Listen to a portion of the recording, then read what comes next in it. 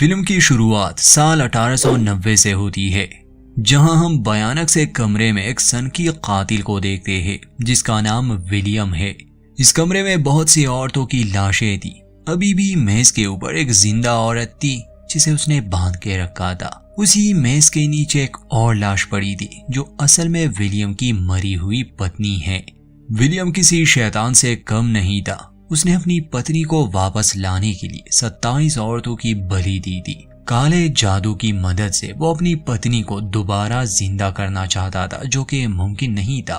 मेज पर बंदी लड़की होश में आती है। खुद को इस हालत में देखकर वो चिल्लाने लगी।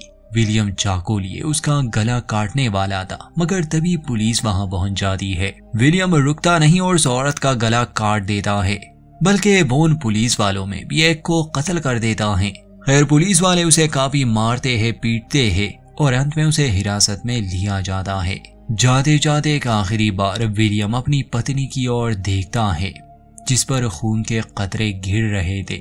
उसे लगा था कि शायद उसका यह रिचुअल काम करे, मगर वो जिंदा नहीं हुई, इसलिए वो काफी निराश था। अब कहानी कुछ दिन आगे की दिखाई जाती है। विलियम जेल में था जब वही दो पुलिस वाले जॉर्ज और फिलिप पादरी को लेकर उसके पास आए। विलियम अपने साथ कुछ बड़बड़ा रहा था। फिलिप उसे हथकड़ी पहनाता है और अब उसकी सजा का समय था। जॉर्ज उसे बताता है कि आज का दिन तुम्हारे लिए बहुत खास होगा, क्योंकि तुम्हें एक नए तरीके से मौत की सजा होगी। अमेरिका से इलेक्ट्रिक चेयर मंगवाई गई थी और विलियम पर इसका पहला प्रयोग भी होने वाला था। अब गवर्नर विलियम पर लगाए गए सभी आरोप बताता है। वो कहते हैं कि तुमने 28 औरतों का बेरहमी से खून किया है। कहना तो नहीं चाहिए, मगर ईश्वर तुम्हारी आत्मा को शांति दे। तब विलियम मुस्कुराकर कहता है कि तुम्हारे ईश्वर को मेरी आत्मा मिलेगी ही नहीं। जाहिर है वो अपनी आत्मा शैतान को बेच चुका है। तभी गवर्नर सजा की प्रक्रिया पूरी करने के आदेश देता है, तो गार्ड्स उसके चेहरे को ढककर इलेक्ट्रिक चेयर में बिजली चालू कर देते हैं। काफी देर बिजली के झटके खाने के बावजूद विलियम नहीं मरता, जो देखकर सभी हैरान थे। दोबारा से उसे शॉक दिया जाता है और इस बार विलियम की मौत हो गई। लेकिन वहां मौजूद लोगों को ये चेयर कुछ खास पसंद नहीं आई, क्योंकि इसे जल्दी फांसी अपना काम कर देती है, इंसान को एक ही झटके में खत्म कर देती है। गवर्नर कहता है कि हमारा काम विलियम की मौत से था, जो पूरा हो चुका है। अब हमें कहानी के दो और किरदारों से मिलवाया जाता है, एक बुजुर्ग आदमी फ्रेडरिक और उसकी बांजी एमा। ये दोनों ही पोस्टमार्टम फोटोग्राफर्स थे, यानी कि इनका काम लाशों की तस्वीरें लेना था। अब इन दोनों को एक मुर्दा खाने में बुलाया जाता है जहां विलियम की लाश थी, ताकि वो इस मनहूस की भी तस्वीर ले सके। चूंकि ये वो समय था जहां फेमिनिज्म की शुरुआत नहीं हुई थी और ऐसे काम जो मर्द किया करते थे वो औरतों को शोभा नहीं देता था, इसलिए एमा का ये काम उसे बाकियों से अलग बना रहा था। अक्सर उसे लोगों की बातें सुननी पड़ती। यहाँ आने पर ही एक पुलिस वाला कहता है कि ये जगह तुम जैसे लड़कियों के लिए नहीं है। मुर्दा घर में जॉर्ज उन्हें विलियम की लाश के पास ले आया। फ्रेडरिक पूछता है कि ये कौन है, तो जॉर्ज कहता है कि इसने 28 औरतों का खून किया है। फ्रेडरिक एमा को कैमरा लगाने को कहता है। जब एमा उसे कैमरा में देख रही थी तब अचानक उसे नजर आया जैसे विलियम हिला। एमा सहम गई। जॉर्ज पूछता है कि क्या हुआ, तुम ठीक तो हो? खैर, वो ज्यादा कुछ नहीं कहती और बाहर आ जाती है। फ्रेडरिक तस्वीर तो ले लेता है। उसे अपनी बांजी की चिंता थी।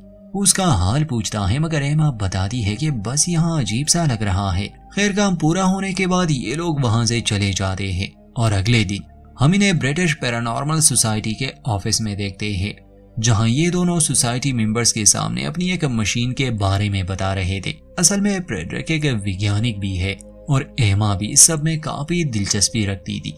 फ्रेडरिक का मानना था कि मरने के बाद भी इंसान की आत्मा कहीं गायब नहीं हो जाती, बल्कि वो एक ऊर्जा में बदल जाती है, और चूंकि ऊर्जा ही ऊर्जा की तरफ आकर्षित होती है, तो वो बताता है कि मेरी ये मशीन इस बात को साबित कर सकती है, बल्कि आप किसी मरे हुए इंसान से बात भी कर सकते हैं। मगर सोसाइटी के मेंबर्स फ्रेडरिक को सीरियस नहीं लेते और बताते हैं कि वीजी बॉडी ये काम बड़ी आसानी से कर लेता है, जिस पर फ्रेडरिक को गुस्सा आता है। कहता है कि वो बच्चों का खेल है, मगर मैं साइंस की मदद से इस बात को साबित कर सकता हूँ। वो लोग फ्रेडरिक का मजाक उड़ाते हैं, इसलिए एमा और वो काफी निराश होकर वहां से चले गए। एमा कहती है कि हम इसमें बदलाव करेंगे, मगर फ्रेडरिक मायूस होकर कहता है कि अब कोई फायदा नहीं, मैंने अपनी जवानी इस चीज पर बर्बाद कर दी।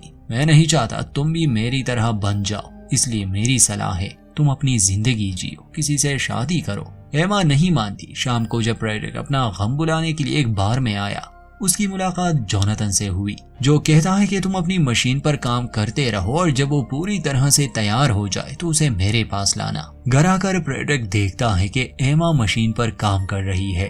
फ्रेडरिक कहता है कि कोशिश छोड़ दो, मुझे इस मशीन से अब कोई उम्मीद नहीं।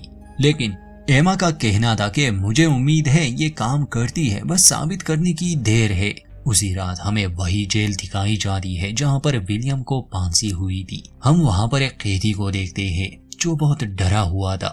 जॉर्ज नामी वो पुलिस वाला उसके पास आकर बताता है कि कल सुबह उसे भी इलेक्ट्रिक चेयर पर मौत की सजा मिलेगी। कैदी कहता है कि मुझे इसी समय मार दो, इससे पहले कि विलियम मेरी आत्मा को अपने साथ ले जाए। जॉर्ज कहता है कि इंतजार करो, कल इस समय तुम भी मर चुके होगे। जॉर्ज के जाने के बाद उस कैदी को विलियम की आवाजें सुनाई देती है, जिससे वो घबरा गया। लेकिन अचानक ही जैसे उसका सारा डर खत्म हो गया हो, वो बिना हिले एक जगह कुछ समय के लिए खड़ा रहता है और फिर वो अपने स्कार्फ से ही खुद को मार देता है। अगले दिन एमा फ्रेडरिक को विलियम की तस्वीर दिखाती है। उस तस्वीर में कुछ अजीब था। फ्रेडरिक कहता है कि शायद ये डबल एक्सपोजर की वजह से हुआ हो, इसे दोबारा से प्रिंट करो। एमा ऐसा ही करती है, मगर उस तस्वीर में अब भी कुछ गड़बड़ थी। ऐसा लग रहा था जैसे विलियम उसे देख रहा हो। फ्रेडरिक भी ये देखकर हैरान था और तब उसे ख्याल आता है कि शायद इस तस्वीर का अजीब होना इस बात का सबूत है कि मरने के बाद भी इंसान की आत्मा होती है, और अगर उन्हें कोई आत्मा मिल जाए तो वो अपनी बनाई गई मशीन को टेस्ट कर सकेंगे। इसलिए फ्रेडरिक एमा को कहता है कि सामान तैयार करो, हम जेल जाएंगे, शायद वहाँ हमें कुछ मिल जाए। वही जेलर जॉर्ज से पूछता है कि वो कैदी मर कैसे गया, तो जॉर्ज कहता है कि वो आदमी पहले से ही डरा हुआ था। मरने से पहले उसने कहा था कि उसे विलियम की आवाजें सुनाई देती है। जेल के बाकी कैदी भी डरे हुए हैं। उन्हें लगता है कि विलियम अभी भी यहाँ है और सभी को अपने साथ ले जाएगा नरक में। इसलिए जॉर्ज सुझाव देता है कि उन्हें पादरी को बुलाकर यहाँ पूजा करनी चाहिए, शायद ये बुरी बातें खत्म हो जाए। जब पादरी आता है और हॉली बाइबल को पढ़ने लगा, तब वो कुछ अजीब सी आवाजें सुनते हैं और फिर अदृश्य शक्ति बाइबल को दूर फेंककर पादरी पर हमला करती है, जिससे उसके सर पर चोट आई। ये नजारा देखकर सभी सहमे हुए थे। अब गवर्नर पादरी से पूछते हैं कि उन्होंने वहां क्या देखा, तो पादरी कहता है कि मैंने शैतान को देखा। तब फिलिप गवर्नर को बताता है कि उनसे मिलने जोनाथन आया है। उसी समय फ्रेडरिक और एमा भी वहां पहुंच चुके थे, जो उन्हें विलियम की तस्वीर दिखाते हैं, क्योंकि उन्हें भी शक था कि यहाँ कुछ गड़बड़ है। गवर्नर उन्हें तो इस सब में शामिल नहीं करना चाहता था, मगर जोनाथन कहता है कि ये दोनों मेरे साथ रहेंगे। असल में जोनाथन पहले भी इन दोनों से मिल चुका था जब इन्होंने अपनी मशीन के बारे में बताया था। जोनाथन के पास कुछ साइकिक पावर्स थी, जिसकी मदद से वो आत्माओं को या ऐसी शक्तियों को महसूस करता जो नजर नहीं आते। फ्रेडरिक साइंस पर यकीन करने वाला था। गवर्नर इन तीनों को अंदर आने देता है।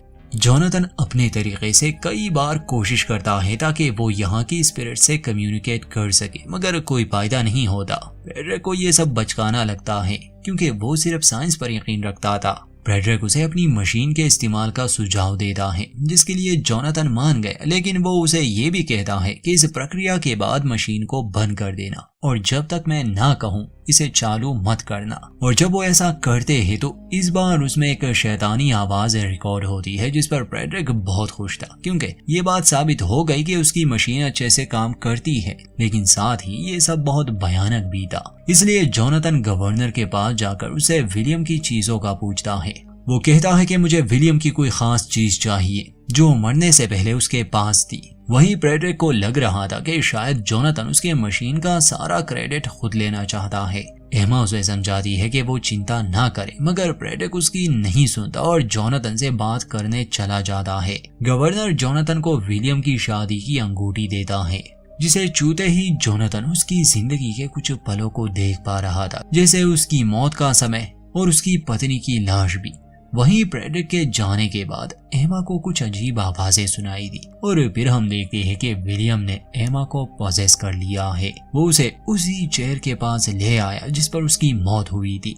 वो एमा को मारना चाहता था मगर प्रेटिक आकर एमा को ठीक समय पर बचा लेता है। एमा बहुत थक चुकी थी इसलिए वो सोने चली गई और प्रेटिक सारी रात उसके पास था। रात में हम देखते हैं कि प्रेटिक की मशीन अपने आप चालू हो गई। इसमें कोई शक नहीं कि इसे विलियम चला रहा था या उसकी आत्मा, ताकि इसमें ज्यादा से ज्यादा ऊर्जा बन सके। अब अगली सुबह जॉर्ज की पत्नी मारी गेट पर हंगामा कर रही थी क्योंकि जॉर्ज कई दिनों से घर नहीं आया था। काफी बहस के बाद गार्ड उसे अंदर आने देता है। वही जोनाथन जेल के कैदियों से बात करता है। उनमें से एक कैदी कहता है कि यहाँ से भाग जाओ, तुम में से कोई भी जिंदा नहीं बचेगा, वो सबको मार डालेगा। जोनाथन पूछता है कि तुम विलियम के बारे में क्या जानते हो, लेकिन वो ज्यादा कुछ नहीं बताता। तभी गवर्नर आकर उसे कैदियों से दूर रहने का मशवरा देता है। वो जोनाथन को कहता है कि तुम धोखेबाज हो, तुम ये सब पैसों के लिए कर रहे हो, हमें पादरी को हॉस्पिटल ले जाना चाहिए। तो जोनाथन कहता है कि विलियम की आत्मा फिलहाल इस जगह से जुड़ी हुई है। अगर हम में से कोई भी यहाँ से बाहर गया तो विलियम की आत्मा उसके साथ यहाँ से निकल जाएगी और हम ऐसा होने नहीं देंगे, क्योंकि फिर उसे रोकना बहुत मुश्किल हो जाएगा। गवर्नर कहता है कि तुम्हारे पास सिर्फ आज रात तक का समय है। अब जोनाथन उस कैद खाने में जाता है जिसमें विलियम को रखा गया था। वहाँ हर जगह कुछ अजीब से निशान बने हुए थे। जोनाथन पास वाले कैदी से पूछता है कि क्या तुम्हें इन निशानों के बारे में कुछ पता है? तो वो कैदी बताता है कि मरने से पहले वो पूरी रात कुछ बड़बड़ाता था और वो किसी ऐसी भाषा में बात कर रहा था जो उसने पहले कभी नहीं सुनी। ऐसा लग रहा था जैसे वो कोई शैतानी भाषा हो। उनके जाने के बाद इस कैदी को अजीब आवाजें सुनाई दी। वो चिल्लाकर कहता है कि मैंने उन्हें कुछ नहीं बताया, लेकिन विलियम ने उसे पॉसेस कर लिया था। जिसके बाद वो आदमी बड़ी ही बेरहमी से अपना सर लोहे के दरवाजे पर मार मार कर खुद ही मर जाता है। जब जॉर्ज वहां आता है तो ये नजारा देखकर वो कांपने लगा। तब जोनाथन उसे समझाता है कि चाहे इन कैदखानों में कुछ भी हो जाए मगर उसे अंदर नहीं जाना और वो ये बाकियों को भी बता दे। जब जोनाथन को विलियम की अंगूठी मिल जाती है, अपने शक्तियों का इस्तेमाल करके वो विलियम से बात करने की कोशिश करता है। जैसे ही वो दूसरी दुनिया में पहुंच गया, विलियम उसके सामने आता है, उसका हाथ पकड़ता है, उससे वो अंगूठी भी छीनने की कोशिश करता है, जिस वजह से जोनाथन का हाथ जल गया और वो दर्द से तड़पने लगा। वो देखता है कि विलियम ने कागज के पन्ने पर लिखा था कि मैं उसे वापस लेकर रहूंगा, यानी कि वो अपनी पत्नी की बात कर रहा था। वही मारी जब जॉर्ज को ढूंढ रही थी तो विलियम उसे पॉसेस कर लेता है। मारी को वहां पाकर जॉर्ज उससे पूछता है कि वो यहाँ क्या कर रही है। तब मारी उसका गला दबाकर उसे मार देती है, जिसके बाद वो फिलिप पर खून की उल्टी करती है और उसका भी कत्ल कर देती है। मारी आगे बढ़ती है बाकी लोगों को मारने के लिए। वही जोनाथन एमा को कहता है कि तुम्हारे आसपास एक पवित्र शक्ति है जो तुम्हारी रक्षा करती है। मुझे नहीं पता ये क्या है, मगर तुम सुरक्षित रहोगी और यही वजह है कि तुम अभी तक जिंदा हो। उधर मारी एटोमाइजर नामी मशीन के पास आकर उसे जोर जोर से घुमाती है। दरअसल इससे बनने वाली ऊर्जा विलियम को और भी शक्तिशाली बना रही थी। मारी फ्रेडरिक पर भी हमला करती है मगर फ्रेडरिक उसे मारकर गिरा देता है। इतने में बाकी सब भी वहां आ गए। मारी उठकर एमा पर हमला करती है मगर एमा भी खुद को बचा लेती है। फिर वो शैतानी भाषा में कुछ बोलने लगी, जिस पर जोनाथन कहता है कि मारी को जाने दो, लेकिन मारी चिल्लाती है। वहां से भागकर पादरी के पीछे पड़ गई और वो पादरी को उसके गले में पहने लॉकेट से ही लटकाकर मार देती है। कोई कुछ नहीं कर पाता। अब विलियम मारी द्वारा एमा को काबू करने की कोशिश करता है। तब जोनाथन कहता है कि तुम अपनी पत्नी को वापस नहीं ला सकते क्योंकि तुम्हारा खुद का कोई शरीर नहीं, इसलिए मारी को छोड़ दो। मगर विलियम उसकी गर्दन तोड़कर मार देता है।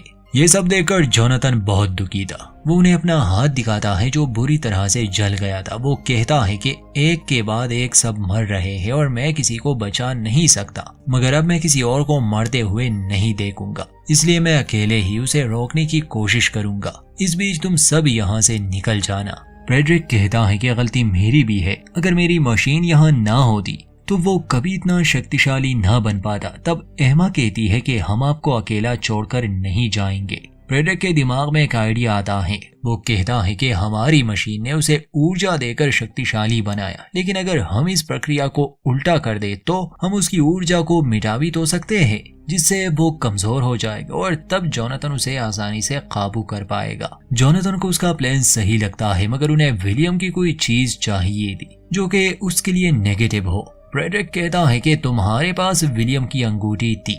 जोनाथन समझाता है कि नहीं, अंगूठी नहीं, क्योंकि उस अंगूठी से उसे और भी शक्ति मिलती है, वो उसकी शादी की अंगूठी है। तब एमा पूछती है कि उस कैद खाने की चाबी का क्या, जिसमें वो कैद था। जोनाथन कहता है कि हाँ, ये काम कर सकता है। अब फ्रेडरिक अपनी मशीन को इलेक्ट्रिक चेयर से कनेक्ट करता है, जिसकी ऊर्जा को वो कैपेसिटर में ड्रेन करने वाले थे। वो सभी अब तैयार थे, इसलिए जोनाथन विलियम को उकसाता है। वो कहता है कि तुम हार गए, तुम अपनी पत्नी को कभी वापस नहीं ला पाओगे। इससे विलियम को गुस्सा आता है और वो जोनाथन को मारने के लिए उसके पास आने लगा। इस बीच फ्रेडरिक अपनी मशीन चालू कर चुका था और उसकी ऊर्जा से विलियम कमजोर पड़ रहा था। बड़ी मुश्किल से वो जोनाथन के करीब आकर खड़ा हो जाता है। तब जोनाथन उसे उस चाबी में कैद करने वाला था, जिससे विलियम बहुत चिल्ला रहा था और फिर वो जोनाथन के शरीर में घुस गया। जोनाथन जल्दी से उस इलेक्ट्रिक हैंडल को छूता है, जिससे आखिरकार वो विलियम को कैद करने में सफल रहा।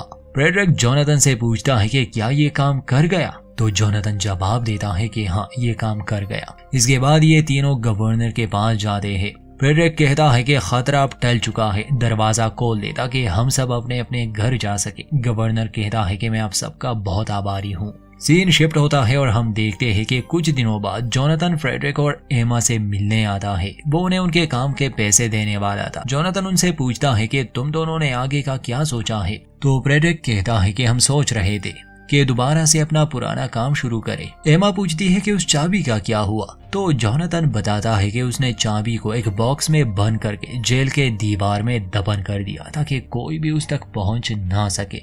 सबसे आखिरी सीन में हम देखते हैं कि जोनाथन अपने हाथ को देख रहा था, जिसे वो अपने दस्ताने में छुपा कर रखता था। जैसे ही वो दस्ताने को निकालता है, हम देख पाते हैं कि उसके हाथ का रंग धीरे धीरे बदल रहा है, जिसका मतलब यही हो सकता है कि शायद विलियम कहीं गया ही नहीं, बल्कि आखिरी समय में वो जोनाथन के शरीर में समा गया। और यहीं पर इस फिल्म का दी एंड।